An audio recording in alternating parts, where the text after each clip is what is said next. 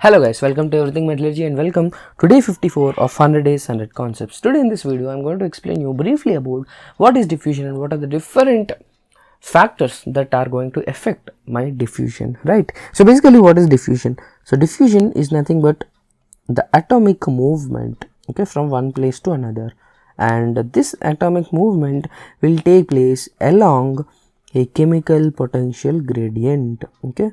So what is chemical potential gradient? That means diffusion will take place from higher chemical potential to lower chemical potential, okay. So we know everything in the universe has to be following thermodynamics, right? So everything in nature also follow thermodynamics, right? That's the beauty of thermodynamics. So that is why even it's important for us to define in such a way that every process of diffusion will follow, okay. On a more common sense, diffusion can also be explained in terms of concentration gradient. That means it will be taking place from high concentration to low concentration, okay.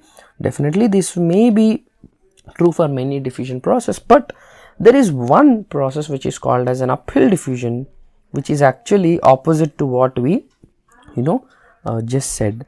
But even uphill diffusion will follow my chemical potential gradient path, right? So that's why it's always beneficial for us to say that it will take place along a chemical potential gradient. That means a higher chemical potential to a lower chemical potential, right?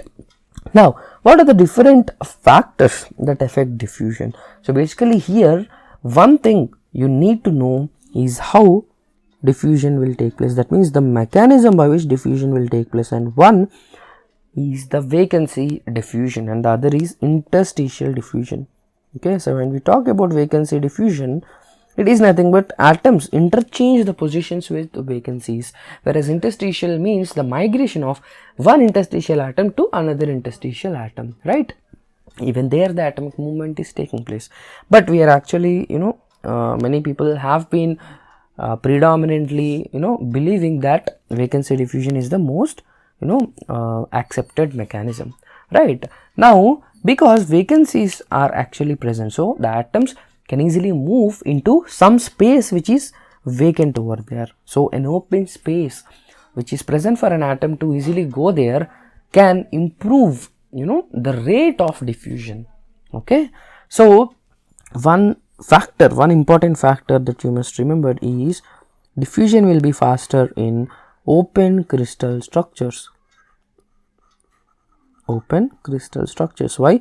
Because in open crystal structures you have much voids, okay. It may be vacancy or it may be interstitial. We are actually having much more empty space inside the structure so that the atoms can easily move along, right?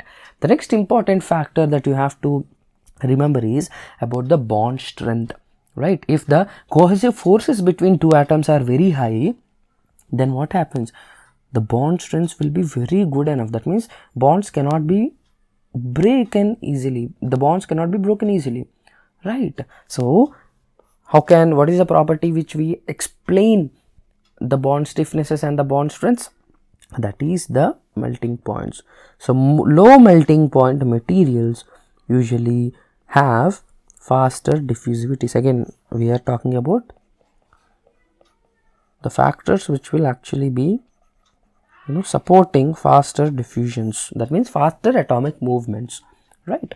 Similarly the third important factor is the size of an atom, okay. If the size is less, definitely it can easily go along any small empty space it has. That means faster the diffusion with smaller size atoms, okay.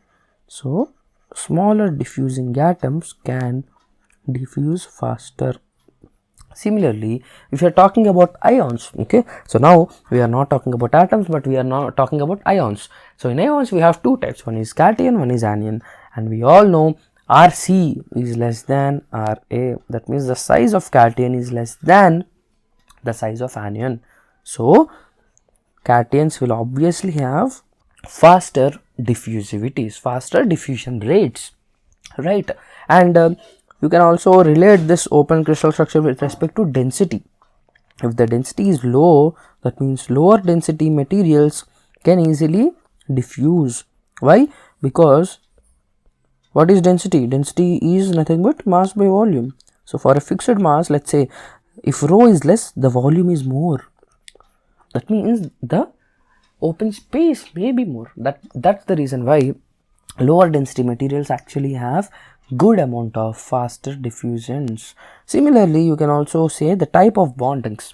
Okay, so if you have weak bonds, okay, so weak bonds in the sense which we call secondary bonds. Okay, so if you have secondary bonds in the material like van der Waals bonds or hydrogen bonds, then these can easily diffuse because these bonds can easily broken because of weak bond strengths. Okay, so these are some important factors which actually help us for faster diffusion, and here we actually explain with the term called diffusivity. Okay, so diffusivity is something which explains you about the rate at which diffusion will take place. It has units of meter square per second. Okay, and diffusivity is actually higher in this for this particular materials which we talk about, and the formula for D, okay, diffusivity is D equal to D naught into e power minus q by RT. So now by looking at this formula, you have to immediately tell how temperature is actually affecting my diffusion. So diffusion increases exponentially on increasing the temperature, because the diffusivity is actually increasing exponentially. You can see the formula, right?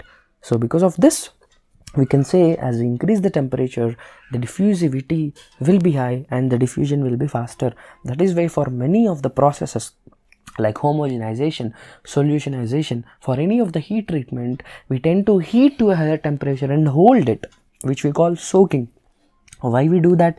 We allow diffusion and we want a neat homogeneous phase forming there. Okay, we actually increase the temperature to accelerate the diffusion exponentially, right? So this is what is a small video explaining you about all the important stuff in diffusion, right? So this is that's it for this video. So if you like it, please hit the like button and also share with all the GATE Metallurgy aspirants, and do visit our website everythingmetallurgy.com to grab out our crash course and most affordable test series. That's it for this video. Thank you guys. Meet you tomorrow with one more interesting concept. Thank you.